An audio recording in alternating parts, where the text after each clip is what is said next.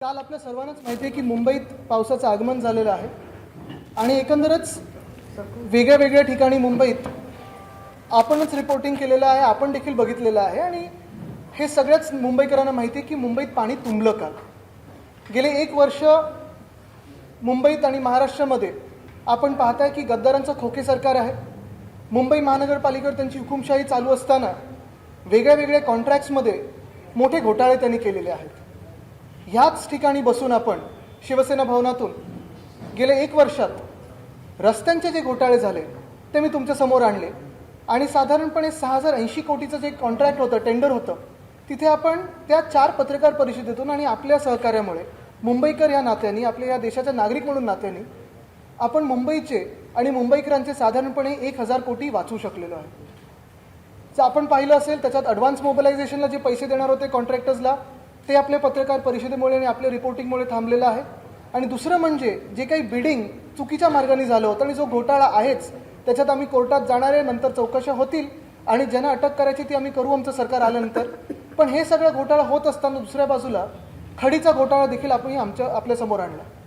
खडीचा घोटाळा असेल, स्ट्रीट फर्निचरचा घोटाळा असेल, सॅनिटरी पॅड वेंडिंग मशीनचा घोटाळा असेल, सुशोभीकरणाचा घोटाळा असेल आणि अनेक वेगळ्या वेगळ्या ठिकाणी गद्दारांनी केलेले जे कारनामे आहेत, जसं इथे जिथे आपण माहीममध्ये बसलोय तिथे देखील एका गद्दार आमदारांनी पोलीस स्टेशनमध्ये गोळीबार केल्यानंतर देखील त्यांना क्लीन चिट मिळण्याचं प्रकरण हे आपल्यासमोर आलं.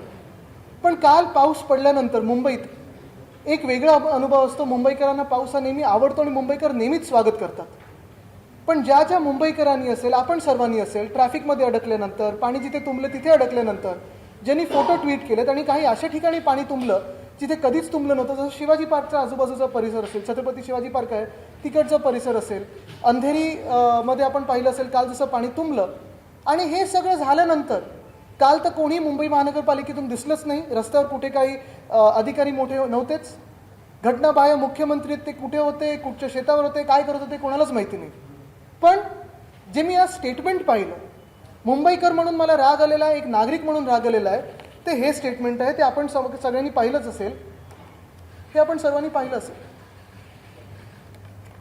पाऊस आल्याचं स्वागत करा, मुंबईत पाणी तुंबले याची तक्रार काय करता.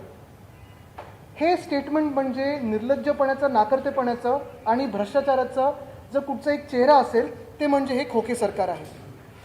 माझ्या बाजूला 3 माजी महापौर बसलेले आहेत. अजून देखील काही शिवसेनेचे माजी महापौर गेल्या 25 वर्षातले आता ऑन द वे आहेत. त्यांनी अनेक वर्ष कामं केली आहेत, नगरसेवकांनी कामं केली आहेत, सगळ्याच पक्षाच्या नगरसेवकांनी कामं त्यांच्या वॉर्डात केलेली आहेत.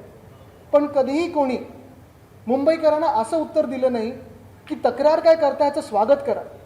ह्याचा अर्थ असाच होतो की ज्यावेळी पुढच्या वेळेला जिथे जिथे हायवे थांबवले जातील ह्या घटनाबाह्य मुख्यमंत्र्यांच्या कॉन्वॉयसाठी, ते बोलतील अरे तुम्ही तक्रार काय करता, तुम्ही ट्रॅफिकमध्ये अडकलात, ॲम्ब्युलन्स अडकली आहे, माझं स्वागत करा, मी आलोय. एवढा ॲरोगन्स, एवढा निर्लज्जपणा, एवढा नाकर्तेपणा, एवढा भ्रष्टाचार मी आत्तापर्यंत कधीच मुंबईत बघितला नव्हता. पण हे सगळं कशामुळे होतं आहे, का होतं आहे, ह्याचा आपण विचार करणं गरजेचं आहे. गेले 1 वर्ष मी सातत्याने इथे पत्रकार परिषद घेत असताना आणि अनेक वेगळ्या भाषणात बोलत असताना, आपल्याशी संवाद साधत असताना 2 गोष्टींवर आपलं लक्ष वेधलेलं आहे. एक म्हणजे रस्त्याचा घोटाळा आणि दुसरं ज्याच्यावर आम्ही पाहत होतो, वॉच करत होतो, पण ह्या फोटो ऑपसाठी गेलो नाही, ते म्हणजे नाले सफाई.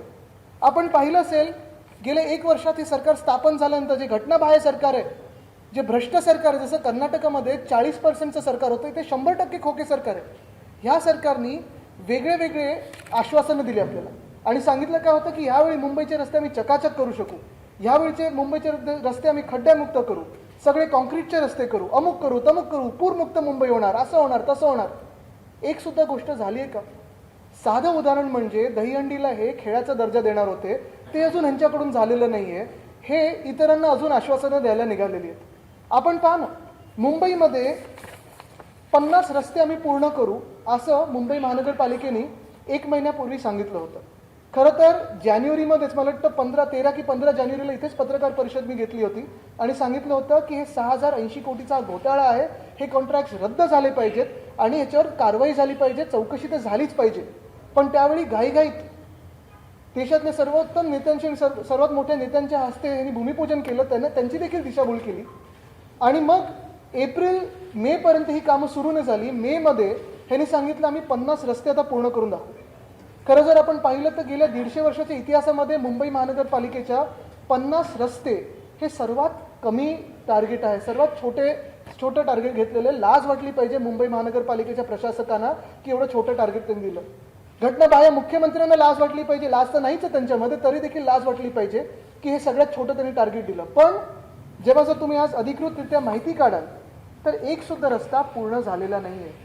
ही 50 रस्त्यांची यादी आहे, ती यादी तुमच्या हाती देणार आहे मी. सगळे रस्ते त्यांनी सांगितलेत safe state, safe state, safe state, सगळे सेफ स्टेज याला आणून ठेवलेले. सेफ स्टेज म्हणजे नक्की काय? तर सेफ स्टेज असं असतं की साधारणपणे आत्तापर्यंतची प्रथा अशी होती की 31 मे पर्यंत, पाऊस यायच्या आधीपर्यंत आपण हे सगळे रस्त्यांची जी कामं चालू असतात काही पूर्ण होतात आणि काही आपण सेफ स्टेजपर्यंत आणतो, म्हणजे तिथे पूर परिस्थिती उगवणार नाही, तिथे पाणी तुंबणार नाही ह्याची काळजी घेऊन आपण ते रस्त्याचं काम तात्पुरतं बंद करतो आणि 1 ऑक्टोबरपासून पुन्हा एकदा सुरू करतो. पण ही सगळी सेफ स्टेजवर आणलेली कामं ही तुम्हाला यादी देतो मी, तुम्ही पण जाऊन पहा, आमचे पण शिवसैनिक जाऊन पाहणार आहेत की ह्या रस्त्यांच्या आजूबाजूला पाणी तुंबलंय की नाही. नागरिकांना खूप मोठ्या संख्येने त्रास होत आहे, कारण त्यांनी सगळ्यांनीच मला सांगितलं, मला मेसेज यायचे, मला अनेक लोक अजूनही सांगतात की आमच्या घराखालचा रस्ता एकदम चांगला होता तरी खोदून ठेवलेला आहे, आमच्या समोरचा फुटपाथ चांगला होता खोदून ठेवलेला आहे, डिवायडर चांगला होता ब्युटिफिकेशनच्या घोटाळ्यासाठी खोदून ठेवलेला आहे. आणि हे सगळं होत असताना काळजी कुठेही न घेता नुसतं कॉन्ट्रॅक्टर्सची काळजी घेतली. माझ्या असं ऐकण्यात येतं की हल्लीचं हे जे काही चालतं हा सगळा कारोबार मंत्रालय असेल आणि आजूबाजूच्या एखाद्या बिल्डिंगमधून पण देखील चालतो. ह्यांचे बिल्डर कॉन्ट्रॅक्टर कोणी मित्र बसले असतात तिथून देखील चालतं, तिथे फायली जातात. हे खरे की खोटे आपण पहा. पण हे सगळं होत असताना जेवढ्या मीटिंग्स ह्या घटनाबाह्य मुख्यमंत्र्यांनी महाविकास आघाडी सरकार पाडण्यासाठी घेतल्या, जेवढं त्यांनी कन्व्हिक्शन दाखवलं, जेवढे इंटरेस्ट दाखवलं, तेवढं मुंबईकरांसाठी असेल, तेवढंच ठाणेकरांसाठी असेल, पुणेकरांसाठी असेल, एवढीच जर इंटरेस्ट घेतलं असतं, एवढंच जर थोडी माहिती घेतली असती, तेवढंच काम केलं असतं तर आज ही परिस्थिती आली नसती आणि असे स्टेटमेंट्स करण्याची वेळ आली नसती. पण आपण पाहिलं असेल काल जी परिस्थिती होती, रस्त्यांचा एका बाजूला घोटाळा, दुसऱ्या बाजूला नालेसफाई ते बोलतात आता पूर्ण 100% झाली होती. पण ही नालेसफाईची पाहणी ह्या मिंदे गटाने केली आणि भाजपाने केली, दोघांचं सरकार बसलेलं आहे.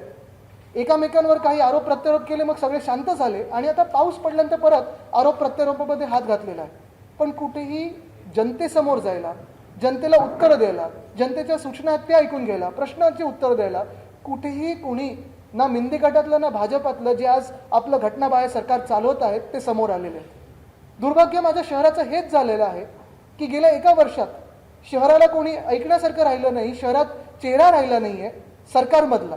आम्ही आमची कामं करत आलेलो. गेल्या 25 वर्षात जर आपण पाहिलं असेल तर शिवसेना जेव्हा सत्तेत होती आणि अनेक महापौर माझ्या बाजूला बसले, 3 तर इथेच आहेत, बाकीचे येत आहेत, ते देखील माझ्यासोबत असतील, उद्धव साहेबांबरोबर असतील.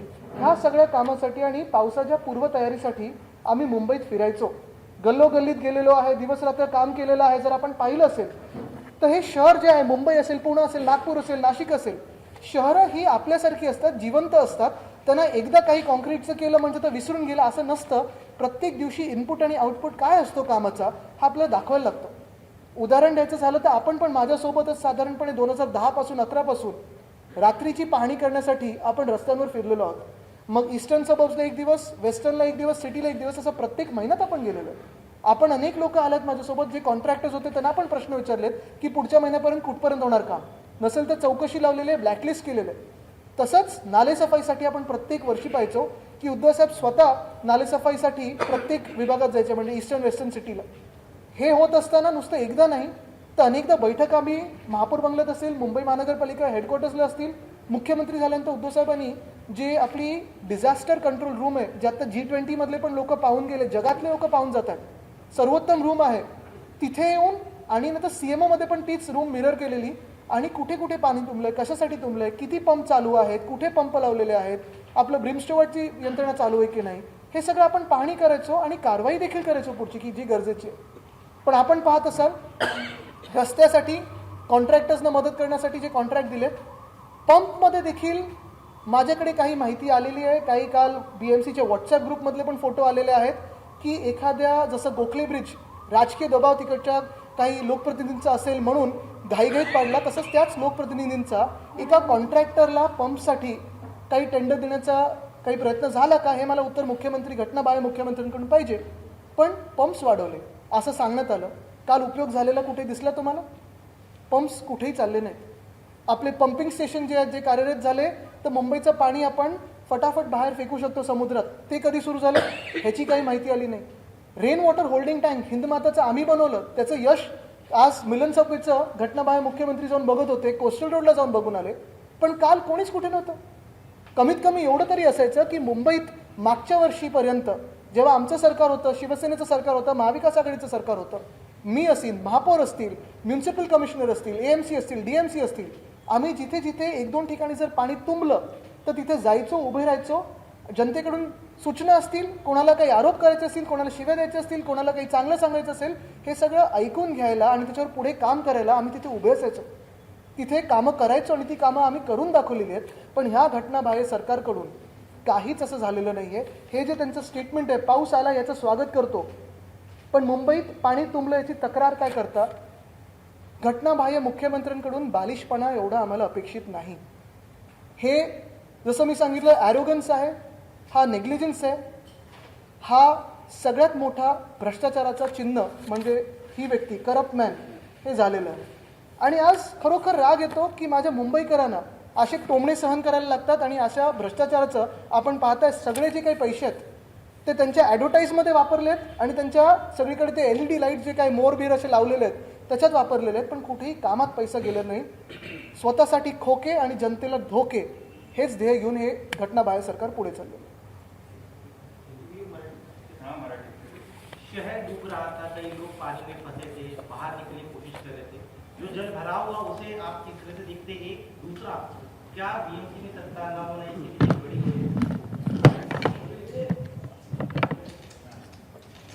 संभल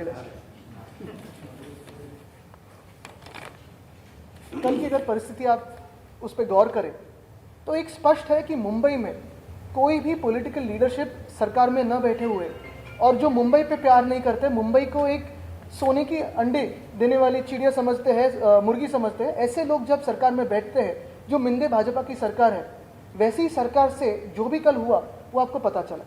लेकिन जब मुंबईकर आम नागरिक मुंबई की सड़कों पे अगर आप देखें तो फंसा हुआ था, कहीं बरसात में फ्लड्स के दौरान हो या कहीं खराब रास्तों के कारण हो, वहीं पे जो घटनाबाह्य मुख्यमंत्री है वो ये कहते हैं कि पाऊस आला तर त्याचं स्वागत करा, तक्रार काय करता?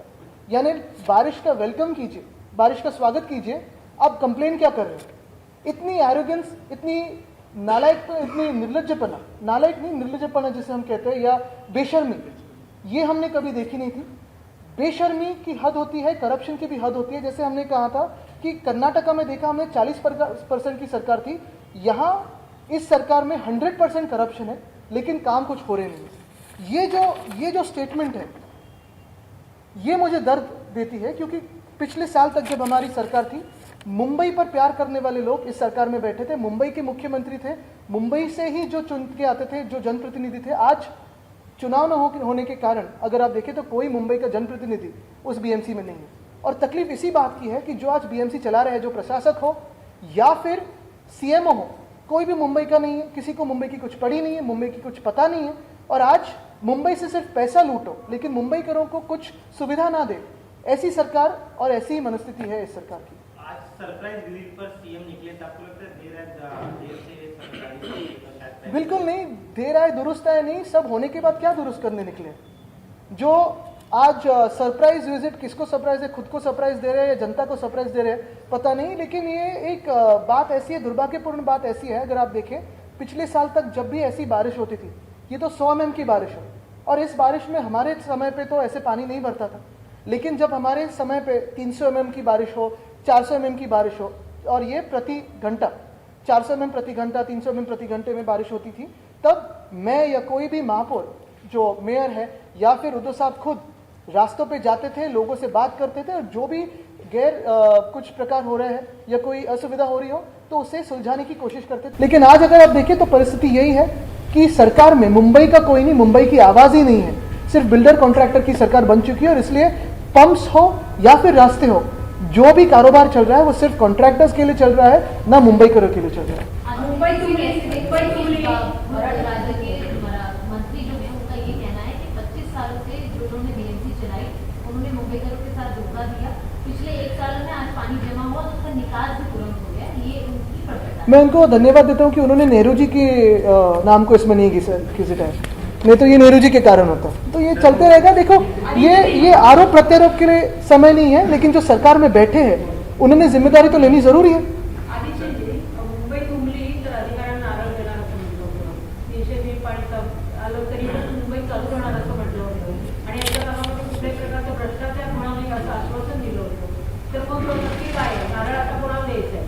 अधिकाऱ्यांना द्यायचं आहे की तुम्ही आता सगळं वर्णन केलं त्याप्रमाणे प्रतिनिधित्व करणारा अजून माणूस नाहीये, त्याच्यामुळे हे दिसतं। आणि ह्या आरोप प्रत्यारोपात मुंबईकरांना त्रास होतो। तुम्ही लाईटचं पण उदाहरण घेतलं, आम्हाला लाईटची गरज नाही असं सगळेजण म्हणताय। आता पावसामध्ये त्या लाईटचा खर्च तो मुंबईकरांचा आहे, रस्ते नीट होत नाहीये, कचरा साफ होत नाहीये, मग नक्की काय चाललंय ते? विरोधी पक्ष मला वाटतं आपण माझ्या मनातलं बोलताय, कारण मुख्य गोष्ट हीच आहे की जे माझ्या मनात आहे ते प्रत्येक मुंबईकराच्या मनात आहे। आज कचऱ्याची परिस्थिती बघा, पाण्याची परिस्थिती बघा, खड्डे जे रस्त्यावर झालेले आहेत, जे फुटपाथ आपण बघतोय, आणि हे परत परत मी सांगतो की ज्या वेळेला कुठचाही प्रश्न उपस्थित व्हायचा, मग कुठे भिंत पडल्यापासून काही, आम्ही फोटोसाठी नाही जायचो, आणि अनेक वेळा आपण पण माझ्यावर नाराज व्हायचं की आदित्य तुम्ही मला तुमचं शेड्यूल नाही दिलं। एक मला आठवतं जेव्हा तसंच लँडस्लाईड झालेली 3:30 की 3:45 वाजता माझा म्युन्सिपल कमिशनरना फोन होता सकाळी पहाटे, आणि आम्ही त्यावेळी कामाला तिथे पोहोचलेलो, हजर झालेलो तिथे रिलीफ ऑपरेशनसाठी। तर हे सगळं होतं ना, आणि तेच मी सांगतोय की आज मुंबईत लोकप्रतिनिधी कोणीच नाहीये। त्या मुंबई महानगरपालिकेमध्ये जनतेतून निवडून आलेले नगरसेवक नसल्यामुळे आज मुंबईचं वाटोळं होतंय, मुंबईचा आवाजच मुंबई महानगरपालिकेत राहिला नाहीये। जे बसलेत ते एकदम मुंबईतले नाहीत आणि मुंबई लुटणार आहेत। एफडीचा मुद्दा तुम्ही मांडला होता की जे एफडी आहे ती वापरली जाते, पण सत्ताधाऱ्यांतून असं म्हटलं गेलंय की एफडी मुंबईकरांचीच आहे, त्यामुळे ती मुंबईकरांसाठीच वापरली जाते। याला कसं पाहता? नाही, सत्ताधारी खोक्यांवर बघत आहेत। मुंबईकरांसाठी मुंबईना माहिती आहे, 25 वर्ष मुंबईने आमच्यावर विश्वास ठेवलेला आहे। मुंबईचं जेव्हा मला वाटतं 97 मध्ये सत्ता आली आमची, तेव्हा 650 वगैरे कोटीचं डेफिसिट होतं, ते वाढवत 92,000 कोटीच्या सरप्लसमध्ये नेलं। ह्याला बोलतात आर्थिक नियोजन।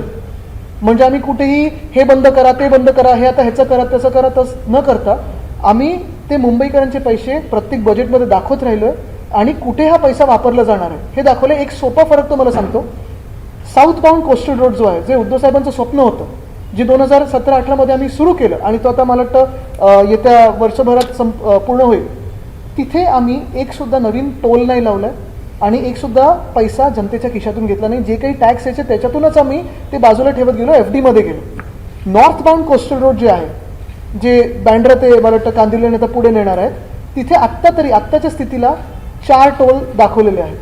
ते बनवत आहेत MSRDCचे मंत्री, जे एवढी पण होते आणि जे आता घटनाबाह्य मुख्यमंत्री झाले। आर्थिक नियोजन कोणाचं चांगलं आहे तुम्ही बघा। बड़ा सवाल ये पाणी साचलं तर ते 1 वर्षात, म्हणजे त्यांचं जे सरकार आलेलं आहे ते 1 वर्षापूर्वी आलेलं आहे, त्यामुळे पाणी साचलं असं तुम्ही म्हणताय। मात्र गेली 25 वर्ष आपली सत्ता होती, तर त्यांच्यामुळेच कशावरून साचलंय? तुम्ही आता मी जे सगळं सांगितलं ते ऐकलं नाही वाटतं। 2 सवाल, एक इम्पोर्टेंट कि साल भर में सरकार दावा करे कि या बीएमसी भी दावा करे कि उन्होंने साफ सफाई की है, इस बार वाटर लॉगिंग नहीं हुई, लेकिन कल हमने देखा क्या आप सरकार के हमने तो काम किया, आपकी जानकारी कुछ है क्या स्पेसिफिक कि सच में नाला सफाई नहीं हुआ या फिर और वाटर लॉगिंग के जो जरूरी प्री मॉनसून स्टेप्स लेने थे क्या वो नहीं लिए? चलो मेरी बात तो छोड़ो, जो भाजपा के विधायक है उनके अगर खत ले लो तो भी पता चलेगा कि उनमें अंदरूनी जो झगड़ा चल रहा है वो भी है। जो रास्तों की बात हो, स्ट्रीट फर्नीचर की बात हो, तो भाजपा के विधायकों ने खत लिखा है। तो यही बात होती है कि अगर आप देखें तो ये सरकार जो है, जैसे मैंने कहा, सबसे बेशरम और सबसे इनकॉम्पिटेंट सरकार बनी हुई है, क्योंकि जो भी वो कहते आए हैं, अगर बात सच्ची ना हो तो कहने की क्या जरूरत है। अगर आप मेरे सारे स्टेटमेंट्स देखिए पिछले 10 सालों में, तो मैंने कभी ये दावा नहीं किया है कि कोई भी शहर में गड्ढे होंगे ही नहीं, ऐसे कोई दावा दुनिया भर में नहीं कह सकता, लेकिन उन्हें किया। तो ये तो अभी 33 देशों में अभी इनकी जान पहचान हो गई, तो कहाँ से तो टेक्नॉलॉजी लाए। मुंबईत गेल्या अनेक वर्षांपासून पाणी तुटत आहे, परंतु त्यावरती प्रयत्न देखील केले जातात, उपाययोजना केल्या जातात, मात्र काही यश नाही आहे। आपण सत्तेत असताना किंवा आपण महापालिकेत असताना देखील सुद्धा प्रयत्न केले होते, टाक्या देखील मुंबईमध्ये बसवल्या आहेत, अंडरग्राऊंड आहे, मात्र तरीही पाणी तुटतंय, मुंबईकरांना त्रास सहन करावा लागतो। चला, तुम्ही चांगला प्रश्न विचारलात, कारण ह्या प्रश्नावर मी पण थोडं इंटरेस्टनेच काम घेतो, कारण आमच्या कलानगरमध्ये पण पाणी पहिलंच साचतं। एक गोष्ट आहे जी मी आता परत सांगेन, फरक एवढाच आहे. पहिली गोष्ट म्हणजे जर कुठचंही सरकार तुम्हाला सांगत असेल की आम्ही एका वर्षात किंवा ह्या काही महिन्यांमध्ये कुठचंही शहर खड्डेमुक्त करू किंवा पूरमुक्त करू, ते सरासर खोटं बोलतात आणि हे मी पहिल्यापासून सांगत आलो. तरी ह्यांनी रस्त्यांच्या घोटाळ्यासाठी 6,000 कोटीचं टेंडर काढलं. 50 रस्ते पण ह्यांच्याकडून पूर्ण झाले नाहीत. दुसरी गोष्ट म्हणजे जास्ती पंप लावण्याची गोष्ट केलेली आहे, पण काल कुठेही तुम्हाला पंप चालू दिसला का? माझ्याकडे BMCचे ते व्हॉट्सअपचे त्यांच्या ग्रुपचेच इंजिनियर्स वगैरेचे स्क्रीनशॉट्स आहेत की कुठे कुठे पंप बंद आहे. तुमच्याकडे पण आले असतील. तिसरी गोष्ट म्हणजे मुंबई महानगरपालिकेत 2005 पासून आपण ब्रिमस्टुअर्टचा प्रोजेक्ट केला. मग लवग्रोव्ह असेल, इर्ला असेल, क्लिव्हलंड असेल, गजदरबंद असेल, ब्रिटानी असेल, हे 5 पंपिंग स्टेशन आपण केले. मोगरा नाल्याचं पंपिंग स्टेशनचं काम आपण सुरुवात केलेली आहे. आणि माहुलसाठी जोपर्यंत आम्ही सरकारमध्ये होतो 5 वर्ष केंद्र सरकारने त्या सॉल्ट पॅनवर आम्हाला पंपिंग स्टेशन करण्याची परवानगी मान्य केली नव्हती. आम्ही सतत पाठपुरावा करत होतो. आता हे 2 पंपिंग स्टेशननी ईस्टर्न आणि वेस्टर्न सबअर्बला मोठा रिलीफ मिळेल. तरी देखील आपण जी क्षमता होती स्टॉर्म वॉटर ड्रेनची ती 25 mm/h पासून 50 mm/h करण्याचा प्रयत्न केला, त्याच्यात यशस्वी ठरलो. आता जर आपण पाहिलं तर जेव्हा मुंबई आमच्या वेळी तुंबायची साधारणपणे 200, 300, 400 mm/h पाणी पडायचं. काल काही काही ठिकाणीमध्ये 100 mm/h पडलेलं आहे, काही काही ठिकाणी कमी जास्ती पडलेलं आहे. तरी देखील जे भाग कधीच मुंबईत तुंबले नव्हते असे काल तिथे पाणी तुंबण्याचे आपल्याला संकेत दिसले आणि आपल्या सर्वांच्या व्हिडिओवर आहे, ट्विटरवर आहे. दुसरी महत्त्वाची गोष्ट म्हणजे अनेक वर्ष जो प्रश्न सुटत नव्हता हिंद माताचा, आणि नेहमी आम्ही सांगायचं की सॉसरसारखा आहे. 100 वर्षापूर्वी तो लेक होता, तलाव होता, त्याला आता शहरीकरण झाल्यामुळे तिथे पूर्ण कॉन्क्रिटीकरण झालं. ब्रिटानियापर्यंत आपण पाणी नेऊ शकत नव्हतो. तिथे बाजूला गांधी मार्केट असेल किंवा हिंद माता असेल, सेंट झेवियर्स ग्राउंडला आणि गांधी मार्केटला आपण पंप बनवून rain water storage holding tank करून, तिथे मी प्रत्येक महिन्यात पाणीला गेलं, तिथे आपण ते केलं. मागच्या वर्षी पहिल्यांदा तिथे पाणी तुंबलं नाही, आपण सर्वांनी पाहिलेलं. तसंच माझं दुसरं स्वप्न होतं मिलन सबवेचं, तिथे आपण पाहिलं असेल, तिथे पण आम्ही सुरुवात केली. 2-3 महिने जे काम सुरू होतं, जोरात सुरू होतं, ते पाणी करून आलो. आमचं सरकार असतं तर पूर्ण झालं असतं आत्तापर्यंत, जो वेग आम्ही घेतलेला. पण तिथे असेल अनेक वेगळ्या वेगळ्या ठिकाणी हे जे पंपिंग स्टेशन असतील, पंप्स असतील आणि रेन वॉटर होल्डिंग टँक्स असतील, ह्याचमुळे पाणी न तुंबण्याची आम्ही काळजी घेतलेली. आणि 15-20 मिनिटं पाणी तुमच्या गुडघ्याच्या खालतीपर्यंत जरी तुंबलं तरी आपण पाणी खेचून बाहेर फेकायची क्षमता असते. कालचा जो फरक होता तो एवढाच होता की काल पाणी तुंबल्यानंतर पंप्स अनेक ठिकाणी बंद होते. ट्विटरवर किंवा कुठेही महापालिकेकडून उत्तर द्यायला कोणी नव्हतं. आणि या राजकीय मंडळीकडून जी मिंदे सरकार आहे, मग ते घटनाबाह्य मुख्यमंत्री असतील किंवा भाजपचे नेते असतील, जे नालेसफाईच्या पाहणीसाठी गेलेले, जे रस्त्याची पाहणीसाठी गेलेले, ज्यांनी भूमिपूजन केली, मोठी मोठ्याने कार्यक्रम घेतले, होर्डिंग्स लावले की 100% आता आम्ही खड्डेमुक्त करू, पूरमुक्त करू, 100% काम झालंय, ते खोटं बोलताय. हे जनतेसमोर आलं.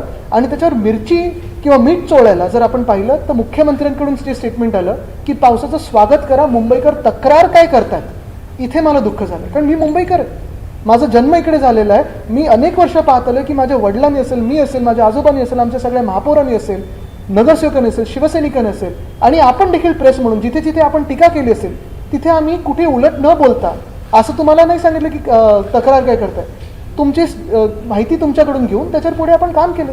हे स्टोरेजचे जे प्लांट बसवले इंद्रमाता वगैरे, तुम्ही म्हटलं जसं की मुख्यमंत्र्यांनी पाणी दौरा केला होता, नालेसफाई तर झालीच नाहीये, पण ते स्टोरेज प्लांट हे क्लिनिंग झाले होते कारण की त्याच्यात बरोबर आहे, त्याची साईज मोठी, त्याच्यात बॉटल्स ठीक त्या संपूर्णकडे. नक्कीच ना. आता तुम्हाला एक साधं उदाहरण सांगतो.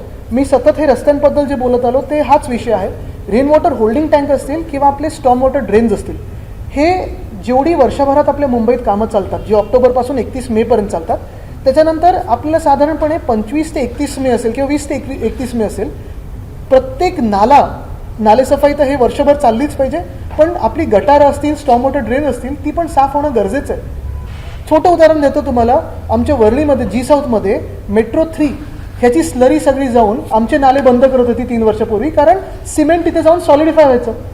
ते फोडणं गरजेचं आहे, कारण नाही तर आपल्या सगळ्या स्टॉर्म वॉटर ड्रेन्समध्ये ते सिमेंट जाऊन अडकायचं आणि एक भिंत बनायची.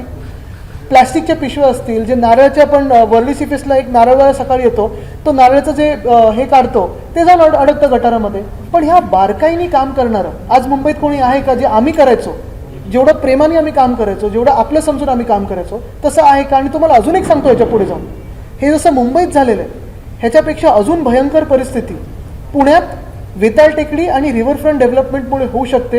हे मी सतत सांगत आलो. मीच नाही तर तिकडचे इंजिनियर्स असतील, आर्किटेक्ट्स असतील, अर्बन प्लॅनर्स असतील, सगळे पुणेकर सांगतात की रिव्हरफ्रंट डेव्हलपमेंट ही धोकेदायक आहे, तरी देखील काम चालू आहे. मुंबईमध्ये अनेक स्पॉट जे तिथे पाणी तुमचं सांगितलं 9 स्पॉट आहे, याला सगळीकडे कॉन्क्रिटीकरण जबाबदार नाही 100% नाही. कॉन्क्रिटीकरणवर आपण सगळं ब्लेम टाकलं नाही पाहिजे, कारण कॉन्क्रिटीकरण हे शहरीकरणमध्ये चालू असतं. पण उगीचचे रस्ते कॉन्क्रीट करणं असेल किंवा फुटपाथ तोडून जेव्हा तुम्ही पुन्हा एकदा बनवता तेव्हा त्या कॉन्ट्रॅक्टरनी पुढची डेब्री साफ केली आहे का, जो कचरा टाकलाय तो कुठे टाकलाय, हे सगळं माहिती घेणं गरजेचं असतं आणि ह्याच्यावर काम करणं गरजेचं असतं. एक जगह सॉरी अभी उनसे लेते फिर आप. Administrator rule is affecting Mumbaikars. At the same time, politics is also happening. And you are also telling that it was in our tenure where we have had Mumbaikars. The Mumbaikars are in a difficult situation at the moment. Absolutely. There are no elections, 1 year of Shinde Fadnavis Sarkar, which you are accusing that they have done nothing. And what about Mumbaikars? That is what I'm exactly saying. For the past 1 year, you have Minde BJP government in Maharashtra. In most of the cities across Maharashtra, you have no local self-elected government. No corporators, no mayors, no chairmen of various committees. If you see all the tenders that are being passed in Mumbai, Pune, Thane, Navi Mumbai, Kalyan, Dombivli, Kolhapur, Solapur, Nagpur, Nashik, they're being passed without being vetted by the corporators or by any committee. There are huge scams happening at various levels across Maharashtra. Right out here, I have brought about scams of roads, street furniture, gravel in front of you, and we have voiced it very often. Now if you see, yesterday the situation was terrible because everywhere across Mumbai there were new flooding spots, and it is natural that sometimes new flooding spots are created because there is infrastructure work going on across the city.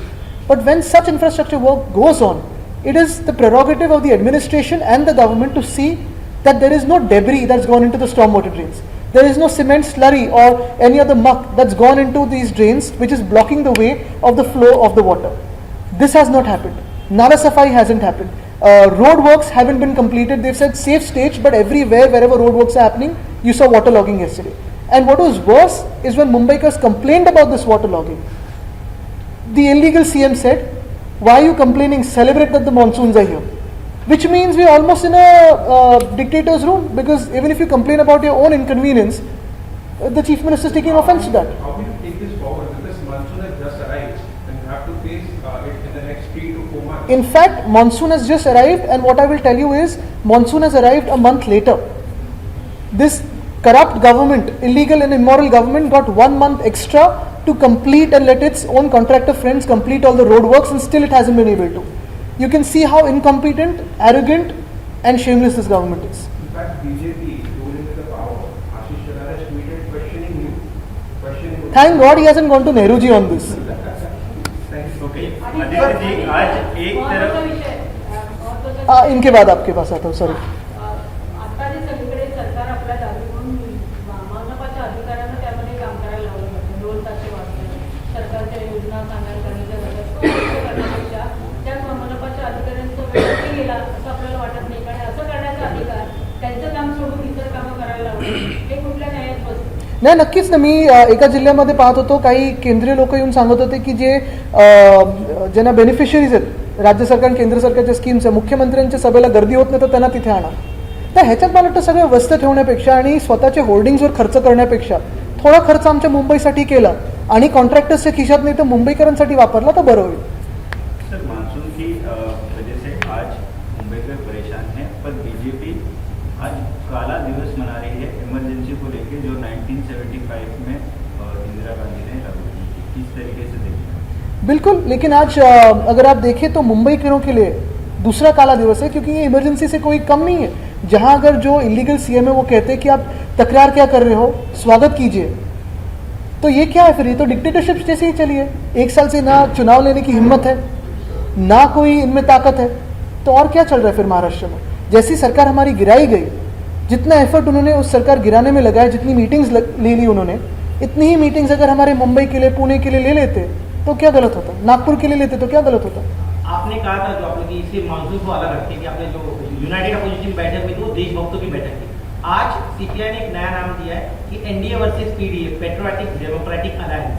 इससे आप किस तरह से देखते हैं? नहीं, मुझे लगता है वो जो हमारे बड़े नेता उस पर बात करेंगे, और अगर मैं इस विषय से कहीं और जाऊंगा तो बरसात की तरह आगे निकल जाऊंगा, तो मुझे यही रहना है. थोड़ा ठहराव जरूरी है. आदित्य जी, आपको लगता है कि नदी नालों में जो सफाई का सीएम सिंधु बार बार दौरा कर रहे थे, देवेंद्र फडणवीस बीजेपी के लोगों ने दौरा किया था, साफ सफाई हुई है कि नहीं नदी नालों की?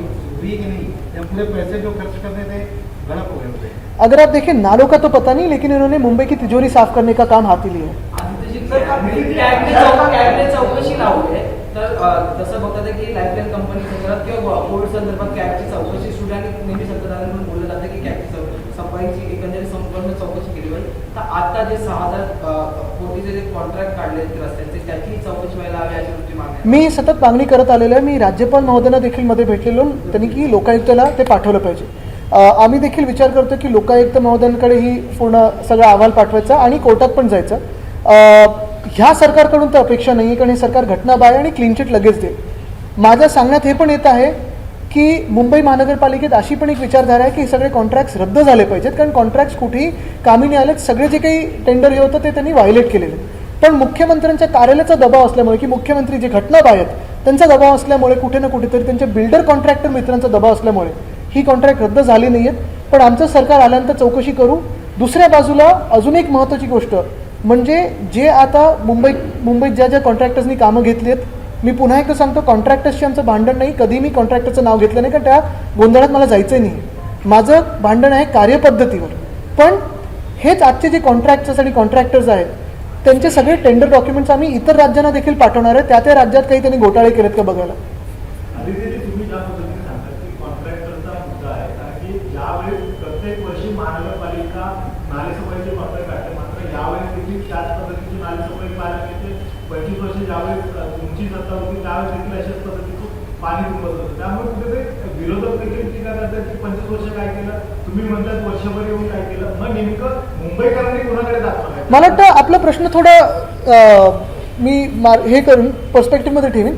एक तर विरोधक कोण आहेत? आता सत्ताधारी आहेत, केंद्रात बसलेत, राज्यात बसलेत, आणि मुंबई महानगरपालिकेत कुठचाही पक्ष नसताना स्वतःचा हुकुमशाही चालवणारे विरोधक म्हणजेच सत्ताधारी मिंदे आणि भाजप बसलेले. दुसरी गोष्ट म्हणजे गेल्या 25 वर्षात जर आपण पाहिलं असेल तर नालेसफाई ही प्रत्येक महिन्यात करण्याची गोष्ट असते आणि ती करत आलो.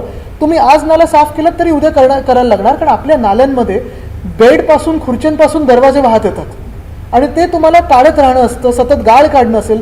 नालेसफाई 2 गोष्टींमध्ये होते. पहिली गोष्ट म्हणजे जो सिल्ट असतो, गाळ असतो, जो नदीसोबत किंवा नाल्यासोबत वाहत येतो ते काढणं गरजेचं असतं. आणि दुसरं म्हणजे फ्लोटिंग डेब्री ज्याला म्हणतो आपण, ते काढणं गरजेचं असतं. फ्लोटिंग डेब्रीसाठी आपण वरती ते बूम बॅरियर्स लावतो, नेट्स लावतो, ह्या सगळ्या गोष्टी होत्या. पण यंदा जर आपण पाहिलं असेल कुठेही उपाययोजना ह्या झालेल्या आपण बघितल्या नाहीत. मुख्यमंत्र्यांचे फोटोऑप्स बघितले आपण, पण काही पेपरमध्येच बातमी आली की मुख्यमंत्री निघाल्यानंतर नालेसफाई बंद झाली. खरं आहे की नाही? आणि जर आमच्या वेळी जर अशी कुठेही काही गडबड झाली असेल तर त्यावेळी आम्ही त्या वेळी कारवाई देखील केलेली आहे. तेव्हा कारवाई केलेल्या आपल्या माध्यमातून लोकांपर्यंत पोहोचलेलं. आणि महत्त्वाची गोष्ट म्हणजे जसं मी सांगितलं, हिंदमाता फ्लडिंग स्पॉट वर्षानुवर्ष होता, तो बंद झाला की नाही? ते काम कोणी केलेलं? ते आम्ही करून दाखवलेलं. मिलन सभेचं काम आम्ही करून दाखवत होतो. मोगरा नाला असेल, मोगरा नाल्याचं पंपिंग स्टेशन असेल, माहूलचं पंपिंग स्टेशन असेल, माहूलची परवानगी केंद्र सरकारकडून 5 वर्ष नाही आली, पण इतर झालेत 5 पंपिंग स्टेशन. ब्रिम स्टुअर्टचा रिपोर्ट आहे, तो करून दाखवला. स्टॉर्म वॉटर ड्रेन्स 25 mm ते 50 mm जे जागतिक जे काही चांगलं असतं ते आपण करून दाखवलं. ज्या इमारती असतात, आज इथे नागपूरमध्ये इमारत पडलेली आहे, त्यामध्ये 5,000 वेगवेगळ्याची माहिती मिळते. मात्र ज्या पद्धतीने पावसाळ्याची इमारत पडण्याचं प्रमाण देखील मोठ्या प्रमाणात आहे.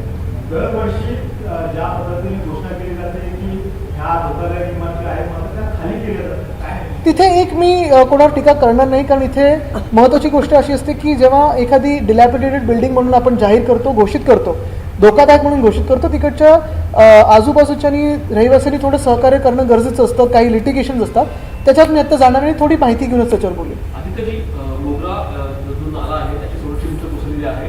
त्याचबरोबर विलेपार्लेमध्ये नारावडी शेजारी एक गृहवस्ती इमारत आहे, तिचा काही भाग कोसळला आहे, तसं माझ्या नाही. जसं मी सांगितलं, ह्याच्यावर थोडी माहिती घेऊन बोलायला लागेल, कारण इमारत कोसळणं असेल किंवा काही जिथे प्रेशर वाढतं तिथेच कोसळलं. आणि म्हणून मी जसं सांगितलं की कालचं सर्वात महत्त्वाची घटना म्हणजे जेव्हा मुख्यमंत्री सांगतात की तुम्ही तक्रार काय करता, आता ते जाऊन तिथे सांगणार आहेत का तुम्ही तक्रार काय करता. म्हणून घटनाबाह्य मुख्यमंत्र्यांनी मुंबईकरांची माफी मागणं गरजेचं आहे. आणि एवढा ॲरोगन्स जर नाही दाखवलं तर मला वाटतं थोडं बरं होईल. हे थोड्या दिवसाचं सरकार आहे, हुकुमशाही थोड्या दिवसचं चालते, पण ते संपेपर्यंत थोडं ॲरोगन्स कमी दाखवणं गरजेचं आहे. धन्यवाद. एबीपी माझा, उघडा डोळे बघा नीट.